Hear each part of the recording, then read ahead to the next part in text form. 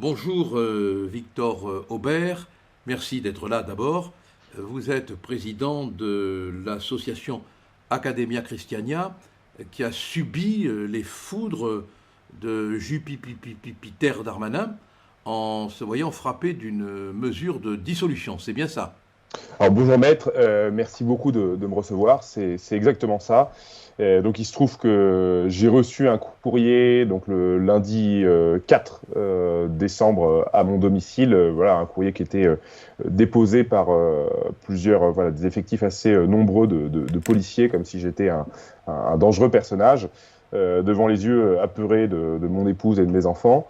M'annonçant donc l'intention de dissoudre. Alors normalement il y a une période de contradictoire et donc j'avais eu le réflexe d'appeler tout de suite notre avocat Maître Gentillet à la réception de ce courrier. J'étais assez impressionné, j'avais du mal à croire même ce que j'étais en train de lire.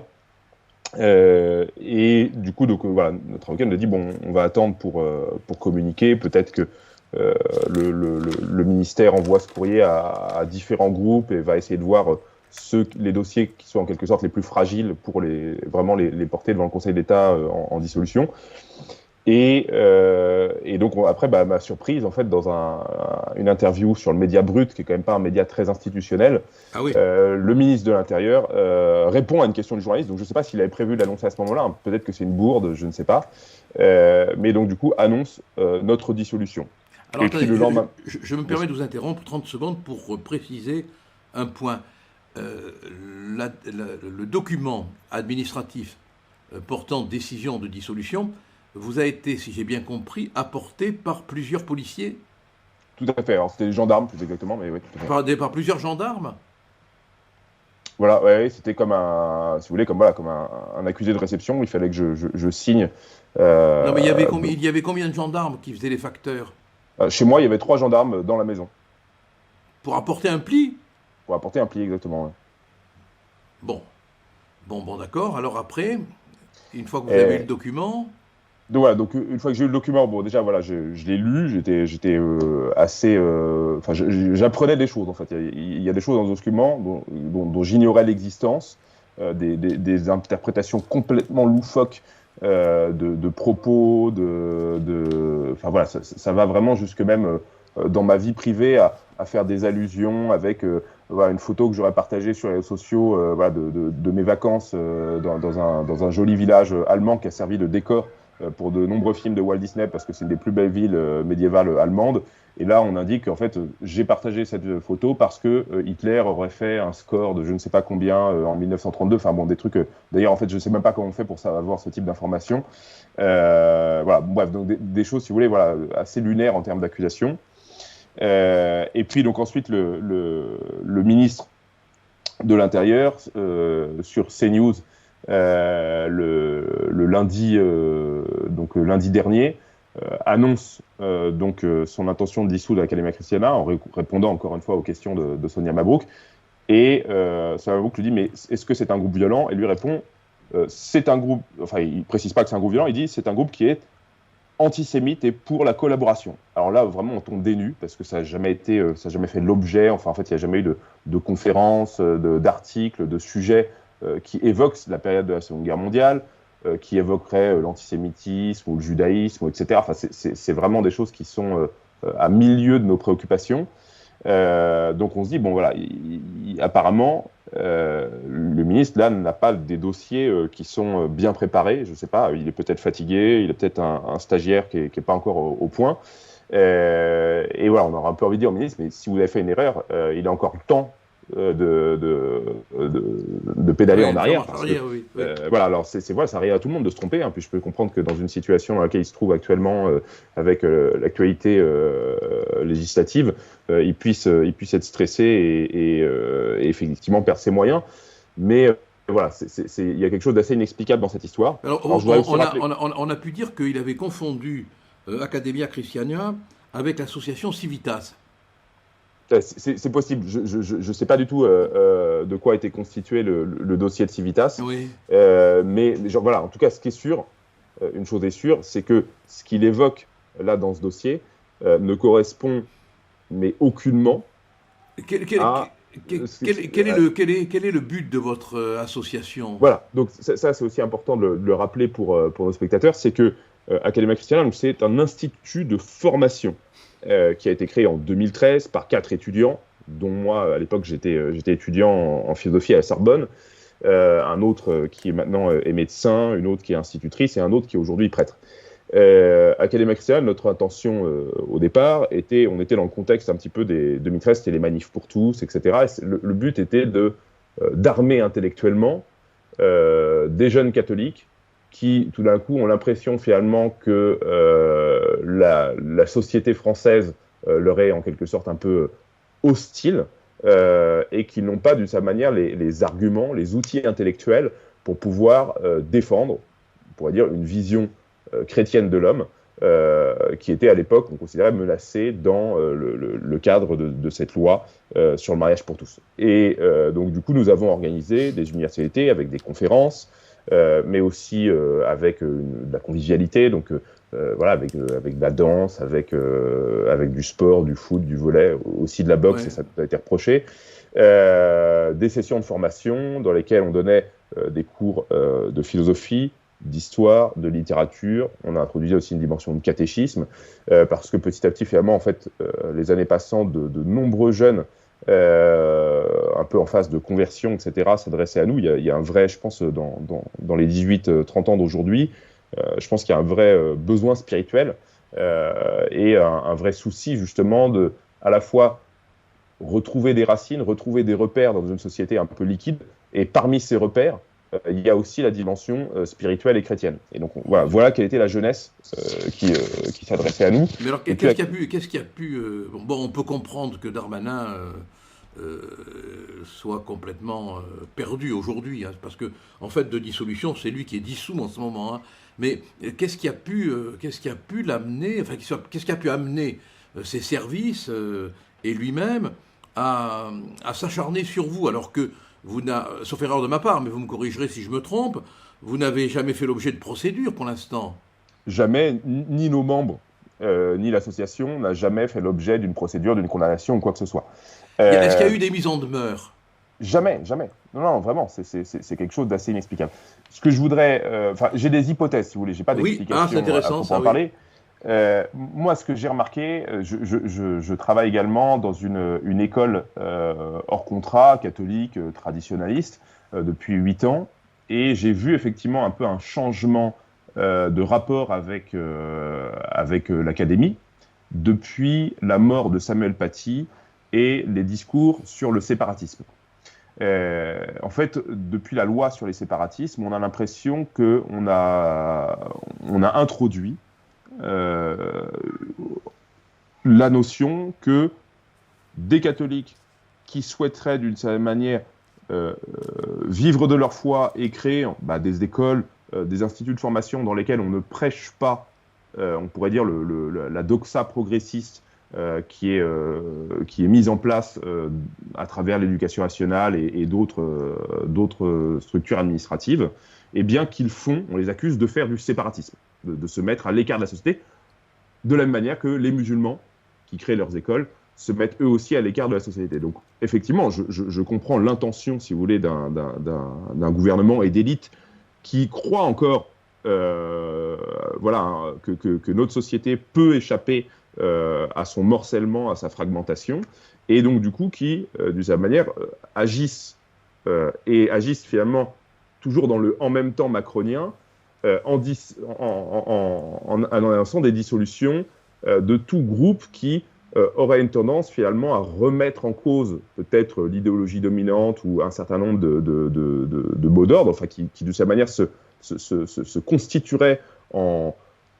Je ne pense pas qu'on se constitue en micro-société parce qu'on est ouvert à tout le monde évidemment, mais effectivement on prend on fait un pas d'écart en disant en fait non, moi je ne veux pas que des transsexuels viennent parler à mes enfants de 3 ans à l'école. Donc du coup, je les mets dans une école dans laquelle il n'y aura pas ce genre de choses, et dans lesquelles en fait on ne parlera même pas ce genre de choses. Parce que moi, quand j'étais enseignant, j'ai jamais parlé de politique à mes élèves, j'ai donné des cours de littérature, des cours de philosophie, en leur parlant des philosophes et des grands écrivains. J'ai jamais dit ce que je pensais politiquement. Alors, est-ce que vous avez l'impression que c'est votre philosophie attachée à votre foi Complètement. Moi, j'ai vraiment voilà. tout ce que je vois dans le document que nous avons reçu est de l'ordre du délit d'opinion. Donc c'est de la christianophobie, quoi, encore. Alors, je dirais que c'est plus que de la christianophobie parce que c'est finalement, en gros, c'est une pensée qui, je ne sais pas comment qualifier la pensée académique chrétienne, on pourrait dire conservatrice parce que j'ai pas d'autres mots finalement à approprier. Alors conservateur, évidemment, pour les médias et la grande presse, c'est de l'extrême droite. Mais en gros, qu'est-ce qu'on dit à Academia Christiana? Bon, déjà, d'une part, on donne des cours sur un certain nombre de fondamentaux, et puis après, on parle effectivement de la famille, et effectivement, la vision qui est plutôt promue, c'est celle de la famille traditionnelle, mais il n'a jamais été question, si vous voulez, de propos véhéments ou quoi que ce soit sur des personnes. Enfin, je veux dire, à Academia Christiana, il ne s'agit pas d'attaquer qui que ce soit, des homosexuels ou des gens qui ne vivent pas sur ce modèle-là. Il s'agit simplement pour nous de se dire, ce modèle est beau, et comment l'atteindre, parce qu'effectivement, on a une société dans laquelle c'est difficile. Enfin, je veux dire, la famille traditionnelle, c'est un modèle qui est un peu attaqué de toutes parts, et donc on donne des conseils aux jeunes pour dire, voilà, votre vie de couple, comment la construire, la solidifier, etc., etc. Sur d'autres domaines que serait l'identité, effectivement, on a parlé d'identité. On a effectivement invité Renaud Camus en conférence. On a invité des spécialistes de l'immigration en France. On a des personnes comme Jean-Yves Le Gallou, Jean-Paul Gourevitch, etc. Ah oui, vous n'avez pas de bonne fréquentation, mon pauvre ami, c'est ça, voilà. Parce qu'aujourd'hui, vous savez, il existe le délit de fréquentation dans ce pays. Oui, mais ce que je veux dire, c'est qu'en fait, je crois, à ma connaissance, aucun de nos intervenants n'a jamais été condamné pour ses propos. Alors, je sais que Renaud Camus, lui, Renaud Camus a eu une condamnation, je crois. Mais en dehors de Renaud Camus, aucun de nos intervenants, on a déjà reçu Stéphane Ravier, on a déjà reçu Patrick Buisson, qui a été un ancien conseiller de Nicolas Sarkozy. Puis rassurez-vous, Bellatar est bien le conseiller de Macron, c'est bien Bellatar, je ne me trompe pas. Bellatar qui a été condamné, lui. Il est bien le conseiller de Macron, donc l'exemple vient de haut. Donc, encore une fois, on pourrait dire, si nos propos passent sous le coup de la loi, effectivement, pourquoi nous ne serions pas finalement condamnés pour nos propos voilà. En l'occurrence, je donne quelques exemples un petit peu d'éléments dans le dossier qui servent à nous, qui sont avancés. On évoque Academia Christiana serait donc une association qui fait preuve d'antisémitisme.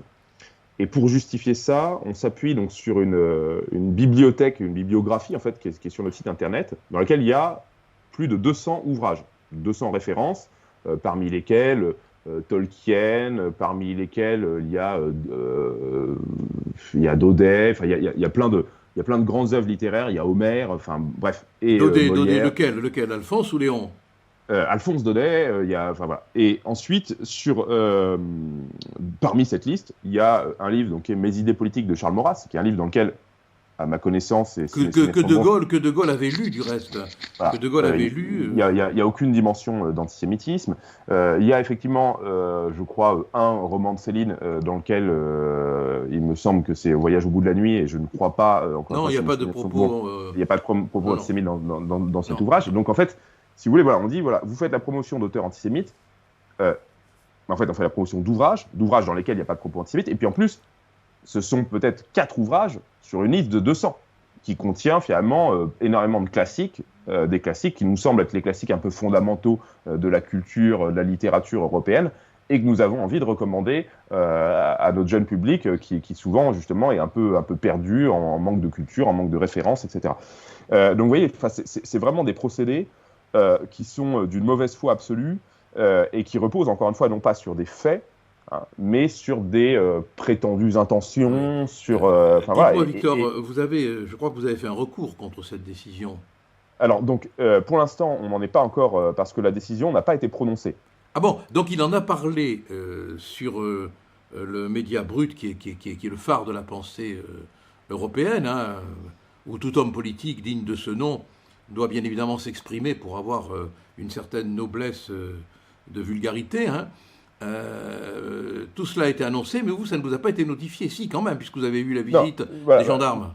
Nous, ce qui nous a été notifié, donc, c'est un courrier du ministère de l'Intérieur, nous annonçant qu'il y avait l'intention de dissoudre l'Académie Christiana. Mais comme là, on est sur une période de contradictoire, on a 10 jours, donc en fait, le courrier va être envoyé aujourd'hui normalement, pour répondre à ce courrier, et on a demandé aussi d'être reçu pour Bien un sûr. débat oral sur ce Donc, courrier. si je comprends bien, la décision à ce jour, elle n'est pas encore définitive.